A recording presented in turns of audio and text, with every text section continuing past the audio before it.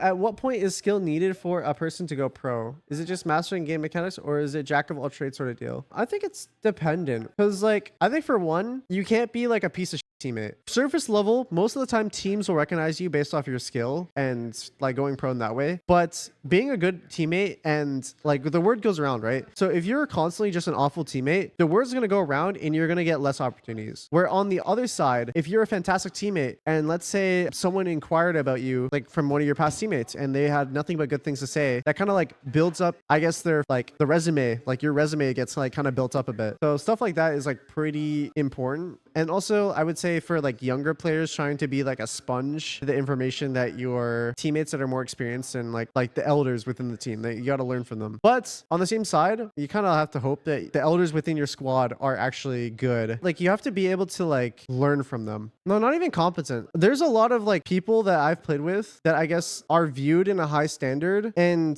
to be completely fair, playing with those individual players kind of broke me as a player and as a person. I'm not going to say who it is, obviously, but like for an example, if someone inquired to me, oh, how was playing with this said person, I'd be like, oh, awful. Like I would never play with them on a team in a day of my life. There is a few players like that I will never ever be on a team with. Even if I got offered a brain dead salary, if I see them on my squad, I will not play with them. You need to have people that you team with and that are meant there to like actually teach you. Like they should kind of understand their role and not be immature about it. No, I'm not gonna say any names. Yeah, good chemistry works a lot, or good chemistry is important as well. Like that's one thing I always tried to make sure of. Like for an example, when I became a pro player within Valorant, obviously there's a caveat to me as a person, and I'm just kind of like a loose cannon. But I think you could ask most people about me, anyone about me, and for the most part, they'll say mostly positive things, maybe only negative things about me sleeping in or me being like not punctual. But other than that, I'm pretty sure most people would say nothing but positive things for me. And being sick, yeah, my fucking